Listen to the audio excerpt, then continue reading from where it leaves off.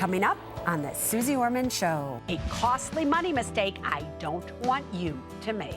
Also, did you on your own come up with this idea that you have to get rid of the house and you have to get rid of it now? I came up with it. I panicked. And now you're making decisions in a panicky time, which never leads to a good decision. And you ask me, can I afford it?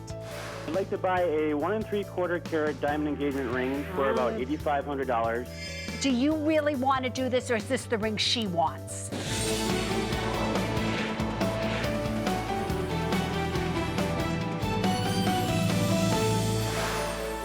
Hi, everybody. I'm Suze Orman, and you are watching the Suze Orman Show tonight.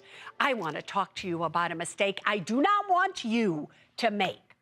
Now, I am very aware that many of you are working at corporations, and some of you do not have what's called a pension when you actually retire, which means your company is not going to give you a check every month for the rest of your life. But some of you do work for corporations where you will get a pension when you retire. Now, when you get to that time, your company is going to give you a choice as to how do you want to take that pension. So, for instance, they may say to you, you can have $1,500 a month every month for the rest of your life. But upon your death, your spouse will get absolutely zero.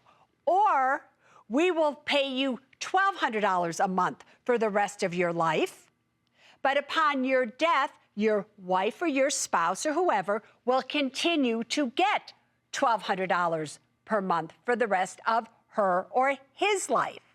Now, that is called a 100% joint and survivor benefit, because your survivor will get 100% of what you were getting. Now, there are different options out there as well. There's a 50% joint and survivor benefit, a 75% joint and survivor benefit. But the 100% joint and survivor benefit, which will be your largest reduction from what you would get if you didn't have a benefit at all, is the one that I want you to take. So I know what you're thinking. You're thinking, I'm going to take that $1,500 a month rather than the $1,200 a month, $300 difference, and I'll just buy a term life insurance policy on me so that if I die, my spouse will have enough insurance so that he or she will be able to continue to get a benefit, but from the insurance. Wrong. And the reason that's wrong is most of you will go out there and buy a term life insurance policy thinking you're only going to live another 10 or 20 years, so it will only cost you a little amount of money. But the danger with that is if you happen to live longer than the term. Then when you go to renew the term, it will be so expensive, the chances are you will drop it. The only type of insurance that you can use in that situation is a whole life insurance policy. Wait, did Suze just say I should get a whole life insurance policy? If you are going to take your full life-only pension and you want a policy that covers that in case you die, you have to do a whole life policy that protects you for your whole life. But I think you will find it is far cheaper in most cases to just take the 100% joint and survivor benefit with your company than going and doing it with a whole life insurance policy. So what happens when you do make that mistake? Oh, well, you're about to see with my one-on-one tonight, Joanne. She's coming to us from Tampa, Florida. Joanne is 69 years old and a retired X-ray technician. She lost her husband, Bob, just a month ago. They had been married almost 50 years. Bob did have a pension, but that pension went to the grave with him, and now Joanne's only income is Social Security. Her home is underwater, and she needs a plan. So, Joanne, first of all, welcome to the Suze Orman Show. We extend our most sincere condolences to you. Thank you. 50 years is a long time. So, in your own words, can you tell everybody what happened to you? Like you said, we've been married forever. It was like we grew up together, actually. So anyhow, he passed away, and I knew that when he did die, I was going to lose his pension because we made a stupid decision back in '98 when he retired to get more money at the time. And when he passed away, the pension would go with him. I figured I'd have a nice big life insurance policy, which I didn't have because the one life insurance policy I had on him had expired. So I had one small insurance policy on him when he passed away, and I realized my income's going to go down to less than half what we've been living on since he retired. So now I have to figure out the best way to get rid of my underwater mortgage without losing what little bit of money I do have, because I've been told that the mortgage company can collect the deficiency, which means I would have nothing left. Have you heard me over the years say that you are to do nothing other than to stay safe and sound for at least 6 months to 1 year after suffering the loss of a loved one? Have you heard me say that before? You know what, Suze? I have heard you say that, but everything just hit me so fast that all I could think of is, I've got to get rid of this house. So where did that idea come from? I came up with it. I panicked. All right, you panicked. I came up with All right, that. listen to what you just said. You panicked. You panicked at a time when you lost your life, so to speak, and now you're making decisions in a panicky time, which never leads to a good decision. So you're panicking. Correct. You know you have to get rid of this house. You have to change everything at a time when I've told you to do nothing. Correct. You're panicking. And what do? How do you find somebody to help you? What happens at that point? I contacted a real estate person who came over and talked to me about doing a short sale. He also did tell me, though, that I could be liable for the deficiency. Now, wait, stop 1 sec. How did you find the real estate agent? Online. It popped up on a link, and Popped up on a link, and so yeah, now and he's a local. He's local. He's a local guy. Yeah. Local guy, so that means he's good because he pops up at a link, no referrals, nobody you know who's ever used him. He just pops up on a link, and now you decide you're going to put your life in a stranger's hands and listen to what he tells you to do. Then what does he tell you to do? He suggested that he has some people that he works with in his real estate business.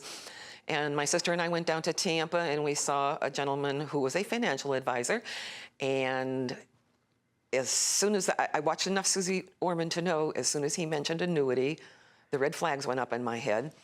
But he did tell me that I could put so much of the money in an annuity. And protect it, right? And protect it. Then it had a stipulation that within a year's time I could, for an added fee, of course, I could take that money back out. Yeah, and the reason he wants you to put it in the annuity, he says, is going to protect that money in case they come after you. You won't have any money, so then you don't have to lose anything with your house. Right. How much money did he say you should put in the annuity? He didn't give me an exact amount, but I came up with, I knew that I could keep a few thousand in my checking and a few thousand in my savings, so I was going to put about 35, 40,000 in an annuity. At 35, 40,000 in an annuity. You currently have about 85,000 in a retirement account. You have $57,000 in an emergency fund. Your home is worth currently $136,000, but you only owe $151,000 on it, which is about $15,000 in deficit. Rents in the Tampa area are going to be about $1,000 a month for you to live.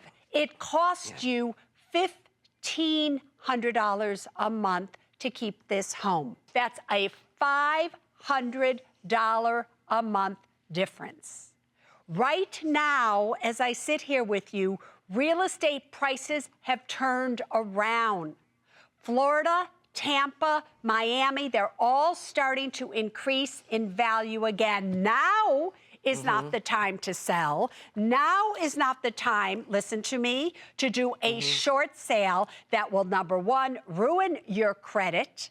Yeah. Possibly make it impossible for you to even rent a place at this point in time because you'll have a bad credit score. For you to lock up money in an annuity, now is not the time for you to be listening to a stranger and another stranger, two strangers tell you what to do with this money. Now is the time for you to just slow down and for you to realize, all right, for $500 a month, or $12,000 over the next 2 years, which is all it will cost you to keep this home. Listen to me for a second again. That is worth it to stay in your home because of how real estate is starting to appreciate. Now, Joanne, I need you to listen to me. Yes, ma'am. You have 2 children, correct? Yes, ma'am. 2 kids.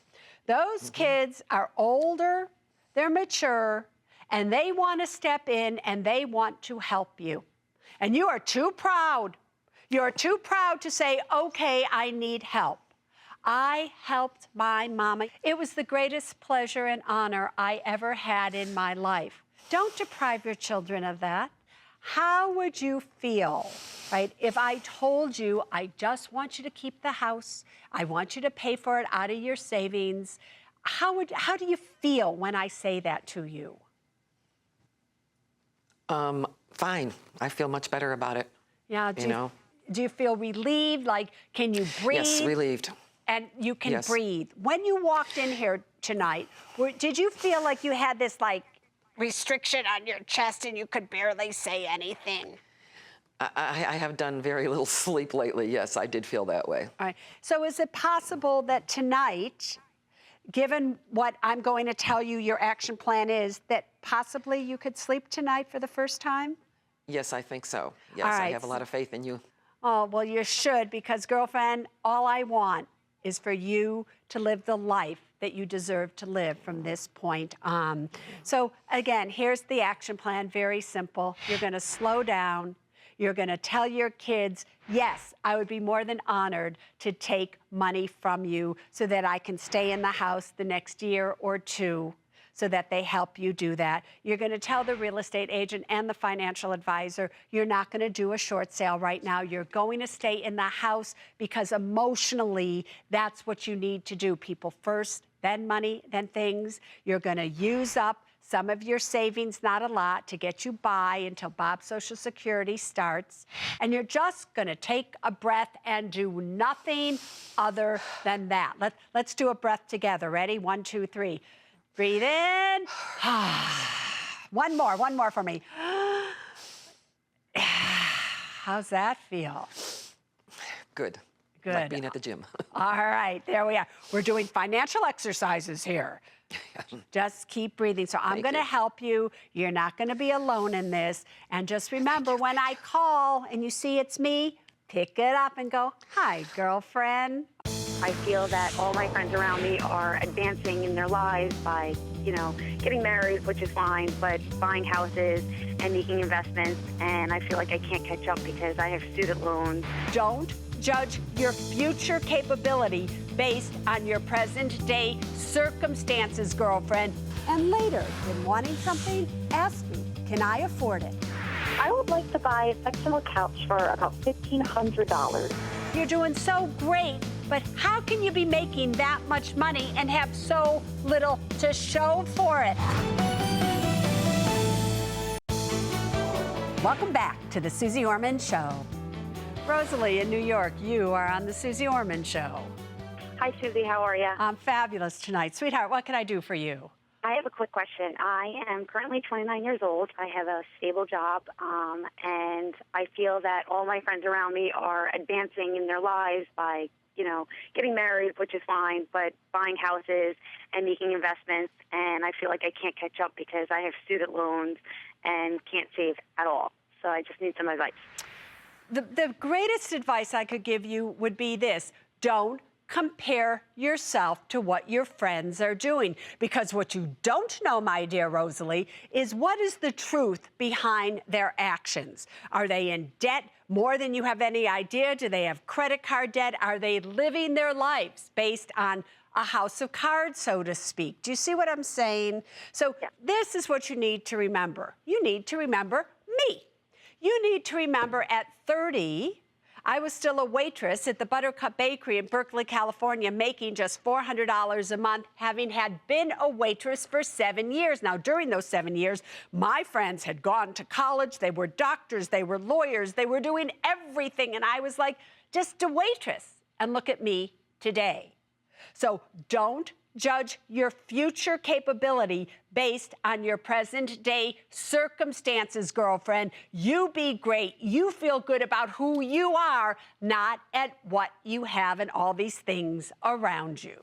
We are going to Florida. Judith, go for it. Hello, Susie. Susie, I just found out that my husband has been supporting us in part through cash advances on a credit card. The credit card debt now totals over $17,000. I've now denied him access to any of our accounts. We've applied for a HARP loan, and we've been pre-approved, and it could come through in about 6 weeks.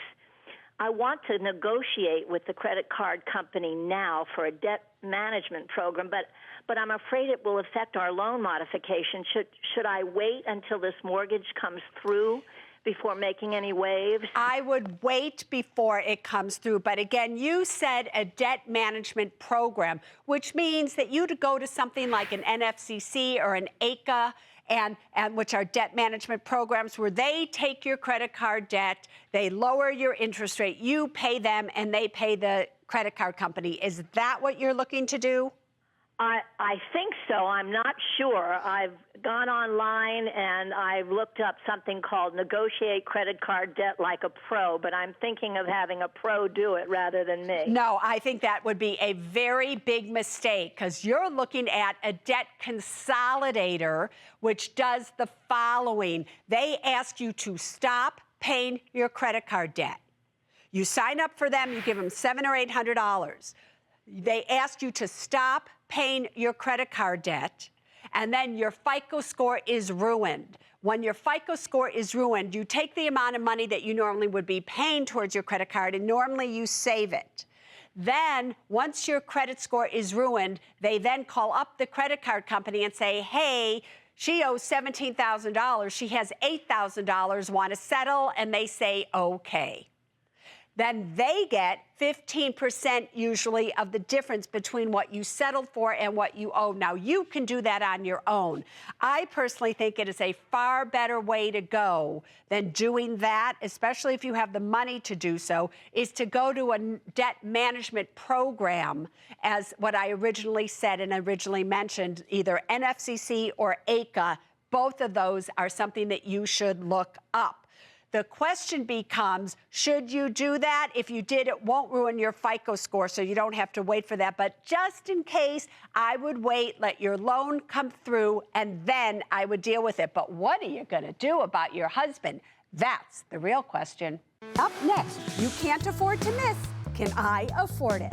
I've been dating my beautiful girlfriend for about 3 years, and I've been waiting to be financially stable a little bit to do it, and I think the time's right, and I hope you agree. Do you really want me to approve you? Really? Also, I've always wanted to go on an Alaskan cruise, and I would like to go with my younger brother. I'm looking at this going, $9,000 for a 7-day Alaskan cruise, and I'm thinking it was just you, and I'm sitting here with this look on my face like going, what?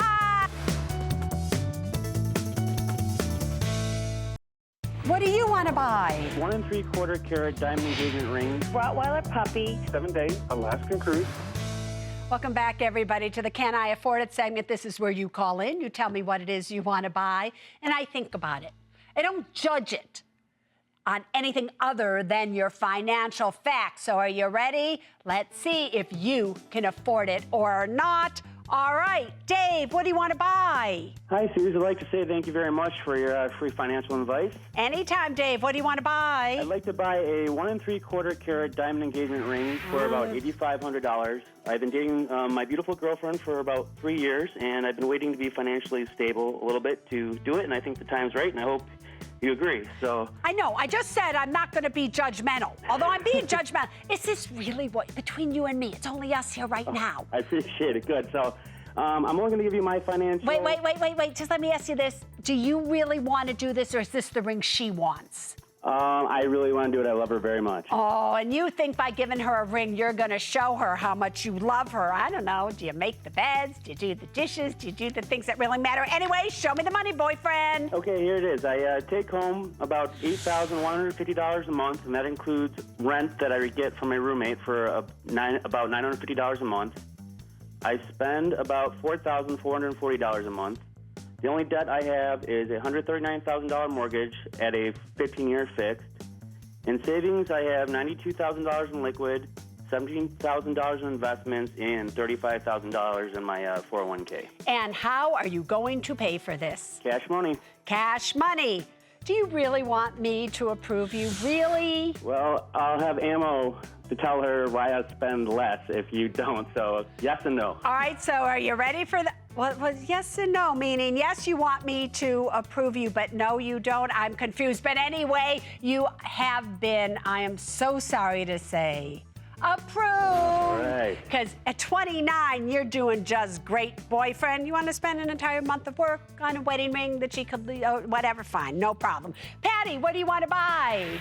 Hi, Susie. I wanted to get a Rottweiler puppy for between $2,500 and $3,000, and that includes the round-trip airfare to bring my puppy home. They're so cute, aren't they? Oh, they are. I've been involved in Rottweiler rescue since 2003, and I've always had a rescue or a shelter dog. I currently have a female Rottie rescue, and my male, he passed away a couple months ago from cancer. I'd like to get the male puppy from a breeder this time because I want to show him confirmation and get a championship on the dog and get titles on him. And I've never had a dog from a breeder before. I got it. So $2,500 to $3,000 just to get the puppy and bring the puppy home. Show me the money. Okay, my take-home pay is $5,659. Yep. My expenses per the month are $4,102. I have a home mortgage for $166,000. That's 20 years fixed, and I have a car loan for $21,000. And in my savings, I have $90,000 in liquid, $17,000 in investments, and $165,000 in retirement. So you just want to take like this $3,500 out of the $90,000 that you have. You really only need about $32,000 in an emergency fund. So that's where you're going to get the money, right? Right, exactly. Right. Denied. Oh, let me tell you why, all right? You are 44 years of age. And if you look at everything you have liquid and everything you have in retirement, you are way short of where you need to be at this point in time. And as much as I know you want to do this, you just so cute, such a cute puppy. You just can't afford it. Paul, what do you want to buy? Hi, Susie. I would like to buy a 7-day Alaskan cruise for $9,000. I've always wanted to go on an Alaskan cruise, and I would like to go with my younger brother. It's his 3rd year in college, and he's terrible fun to be with. Because I'm sitting here, I have to tell you the truth, Paul. I'm looking at this going, $9,000 for a 7-day Alaskan cruise, and I'm thinking it was just you, and I'm sitting here with this look on my face like going, what? But now I get it. All right. So show me the money. Okay. My take-home pay is $38.30 a month. So you're going to work 2 full months, 2.5 months to go for 7 days on a cruise. Is that right? Yes, I am. Yeah, so did you ever compare it? Did you think about that? Keep going. Okay, my expenses are $2,500 a month. My debt is $146,000 in a mortgage that's at 15 years fixed. And my savings are $66,000 liquid, $20,000 in investments, and $142,000 in retirement. And how are you going to pay for this? I'm going to be paying for this straight out of liquid. Liquid, and therefore, you know what I have to say to you, approved, boyfriend, because at 35, you're right where you should be. You want to go on vacation and take your fun little brother with you? Go for it. Take pictures and send it to us. Jody, what do you want to buy? Hi, Susie. How are you? I'm so excited great. to talk to you. Thanks, Jody. I'm great, but what do you want to buy? I have a goal in the next 2 years of visiting all 50 states by the time I turn 50. I have 12 left, Arkansas, Iowa, Kentucky, and so on. And for this particular trip, I would like to go to Minnesota and Wisconsin, and it should cost about $1,500. Right. But then we still have 10 states left that are going to be, so we're looking at a lot of money if it's still all the same. Anyway, show me the money. My take-home pay is $3,261 a month. Yep. And my expenses are $1,998 a month, and that includes $1,020 in rent. Yep. I have no debt. Good. And in savings, I have $5,000 liquid, no investments, and $158,000 in retirement. All right, so how are you going to pay for this? I was going to try to use some frequent flyer miles, and the rest put aside some money over the next 6 months. But girlfriend denied. Oh, but girlfriend, you are 48 years of age. No money investments, but $5,000 liquid. You are 12 states away from your goal. Rather than seeing this and having this goal, and I know you have it, can't you have a goal that before you're 50 to have at least an 8-month emergency fund, fully funding retirement accounts, having investments? Can't that be your goal? That's a better goal than seeing these states. Got it? Anyway, Terry, what do you want to buy?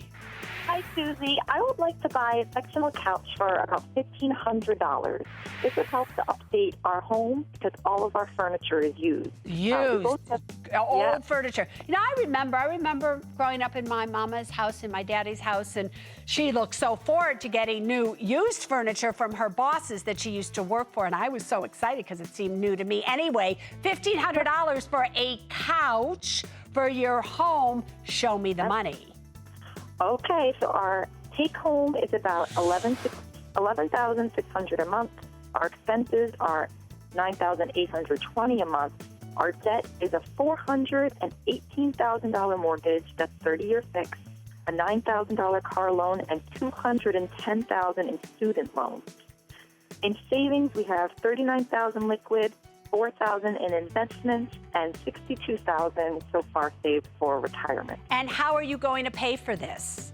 We were going to pay for it out of our checking account. Out of checking account, which brings us down to like $37,500 in your liquid, correct? Yes. Yeah, denied. And why? I get you're making $11,000 a month take home. That's great. But you have $9,000 a month in expenses. 9,000 times 8 is 72,000. And didn't we just say that now we're going to bring you down? You're doing so great. But how can you be making that much money and have so little to show for it? I know you want to sit on a couch, but not this time. Girlfriend, want to be part of the Can I Afford It segment? All you have to do is go to my website, SuzeOrman.com, and you'll find the information that you need to know there to come and play with me right here. And if you're on Can I Afford It, want to see what you're going to get? Hit it, boyfriend. Smack it to me right in my face. That was good anyway. That was good. We'll keep that for you. All right, you get a T-shirt that says either denied or approved when I tell you if you can afford it or not. Next, I tackle trending topics in Ask Susie. You can count your Roth contributions as part of your emergency fund, but here's the key.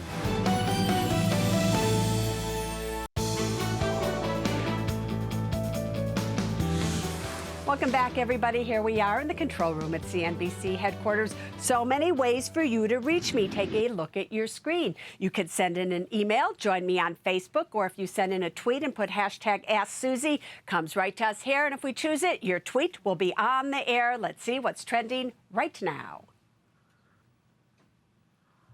We have from HMA Boy, 401k money isn't cash, scared to invest. How do I slowly dip into market? Should I? Oh, I'm sorry that you're scared to invest, but I understand. How do you know what to invest in? How do you know how to do it?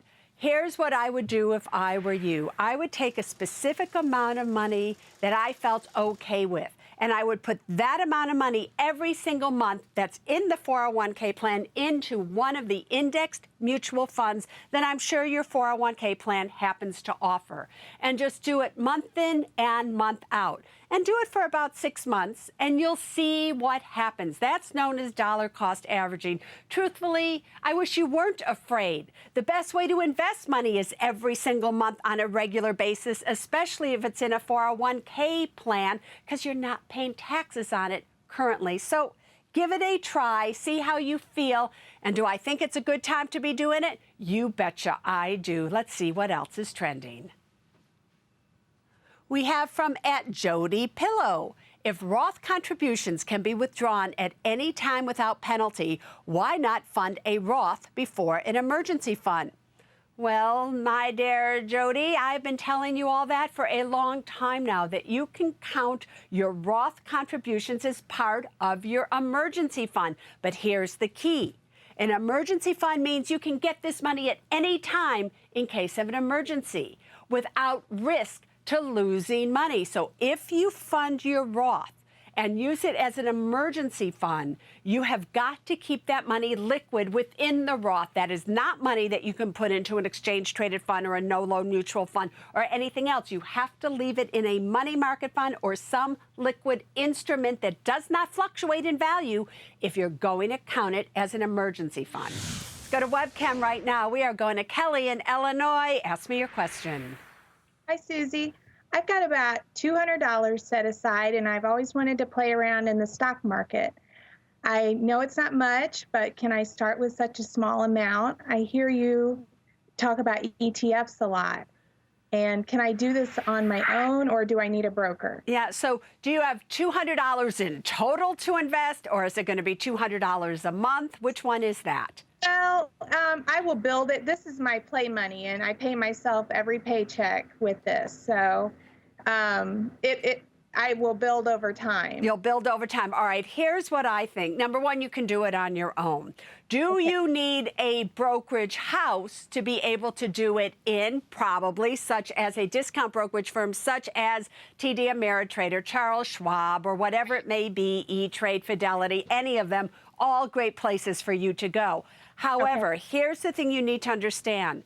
An ETF, an exchange-traded fund, trades like a stock on the stock exchange. So when you buy it, there is usually a commission.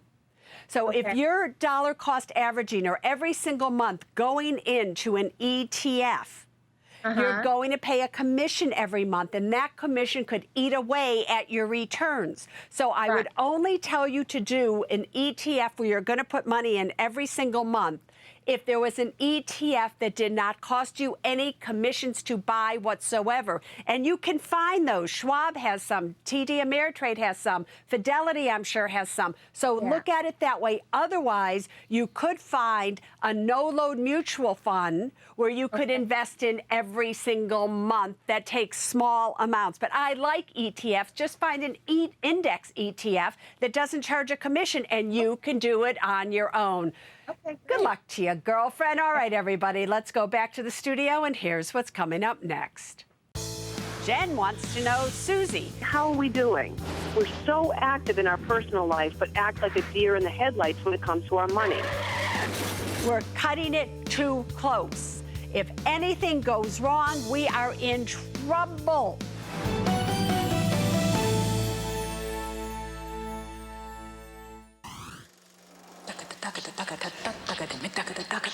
Hi, Susie. What can I do for you, doll? My paycheck doesn't quite cover me every month anymore. We got problems. That's problems. Yeah, because of credit card debt. And No, Tina. I'm Tina. lost. No, wait, Tina. Your paycheck doesn't not cover you every single month or week because of your credit card debt. Your paycheck isn't covering you because you're not earning enough money to pay for the bills that you accumulated. We can turn this situation around. When I see this with a woman who has specifically left her husband, this credit card debt comes out of guilt. It comes out of wanting to give your children something, whether or not they deserve it, whether or not they should have it. You feel you owe it to them because you took away Papa. And that's why we get credit card debt. So here's the bottom line. I know you call me up and I know you say to me, but Susie, how do I get out of credit card debt? And you want a financial answer to that question. You want me to say, always pay more than the minimum, do this, do that. And that isn't the solution to this problem. This problem is an emotional problem of you are overspending to overcompensate for that guilt. Welcome back to the Suze Orman Show. Hi, Susie. I'm 55 and my husband is 49. I'm the one who plans ahead in our relationship and I'm concerned we won't have enough money to retire. We're so active in our personal life but act like a deer in the headlights when it comes to our money. Our goal is for me to retire in 10 years when I'm 65 and my husband will continue to work until his full retirement age. Susie, how are we doing? Hi, Jen. Welcome to the show. Girlfriend, I have to ask you a question before we begin. In the package that we just saw, you say that you want to retire very clearly in 10 years when you're 65, because you're 55 right now. You say, however, Gaetano wants to retire at his full retirement age. In your mind, what is his full retirement age that you're talking about? Susie, that would be 62. All right, so if you were going to give yourself a grade as to can you retire in 10 years and can Gaetano retire in 13 from right now, what grade would you give yourself? I think I'd give myself a C. A C, okay. Now, before I give you my grade, let's show everybody your money. All right, as you just heard, Jen is 55, Gaetano is 49. They are married and they have an 8-year-old. They have currently $379,000 in retirement, $2,000 in an emergency fund, $122,000 in investments. Your current home value is $320,000. You have a mortgage debt of $69,000, car loan debt of $5,600, giving you a net worth of $748,400. Anything surprise you there, my dear Jen? It's higher than I thought. Well, there you go. Well, that's good. Maybe you'll give yourself a better grade. Let's look at your monthly income versus your monthly expenses. You currently have income after tax of $8,288 a month, but your expenses currently are $8,013 a month. You're not really putting anything into additional savings, and we could see that in terms of your emergency fund because it's so low. So you have an excess of about $275 per month. So if I were going to give you a grade, I have to tell you, I'm not far off from the grade that you would give yourself, although I would make it just a little bit lower, and I would give you a C-. And here are the reasons why.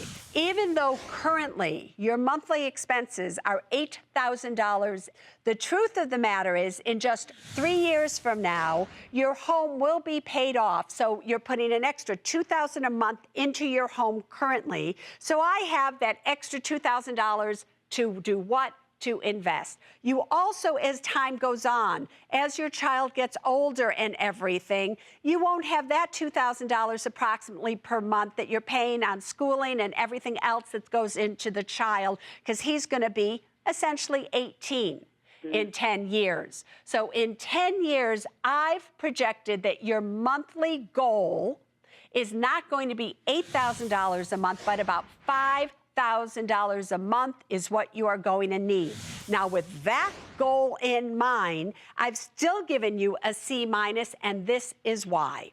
In 10 years, when you are 65, including Gaetano, who will still be working for those next 3 years, you will have $6,400 a month after tax, which is $1,400 more a month while Gaetano is working than you actually need. Now Gaetano retires. You both claim Social Security at that point in time.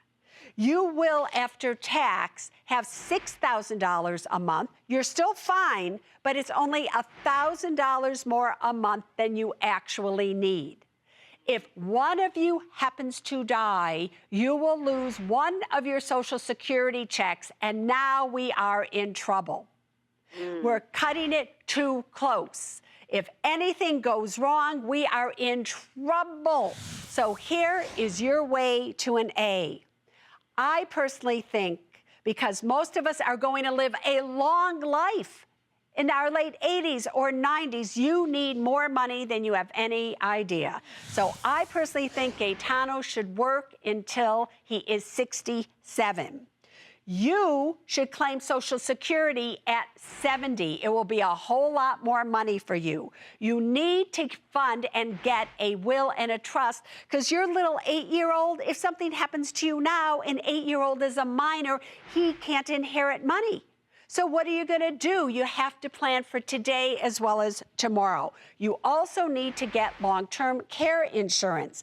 You are way underinsured, because we're looking at 10 years or more until you start this retirement process. So I would personally get, if I were you, an additional $800,000 of 10-year level term on you, $600,000 of 15-year level term on Gaetano. As soon as he retires, he collects half of your Social Security. That will give you so much money during your retirement ages that no matter what happens, if one of you dies, both of you will be great. Coming up next, one more thing I want you to know. I understand how great the internet is, but as much as it allows you to reach out, it allows those who may not know what they're doing to reach into your life. Welcome back to the Suze Orman Show. It's almost a wrap here for us on the Suze Orman Show, but before we go, oh yes, there's still one more thing I want you to know. Earlier, we heard from my one-on-one Joanne, who had lost her husband, Bob, after 50 years of marriage 1 month ago. And where does she go to find somebody to help her with her money? Online, the internet. So she's searching, and somebody just happens to pop up, and she goes to see him. And this person that just popped up tells her to go and see somebody else as well. What are you thinking? I understand how great the internet is. I understand how vast and the great reach it has. But as much as it allows you to reach out, it allows those who may not know what they're doing to reach into your life. You are never, ever, ever to get somebody off of the internet to give them your money and take advice from them. We don't know who they are. We don't know if what they're saying is true. Half the people on the internet that I see, they say, oh, Suze Orman, she and I are doing things together. They'll show a picture of even me with somebody. You don't know, is that a real picture? Did they take a picture of me at a book signing, whatever? You don't know if it's real. You are only to go to those people who a friend has referred you, 3 friends have referred you. You know who this person is, but not from the internet. You got that, people? Now you know. So until next week, there's only one thing that I really want you to remember when it comes to your money, and it is this: people first, then money, then things. Now you stay safe. Bye-bye.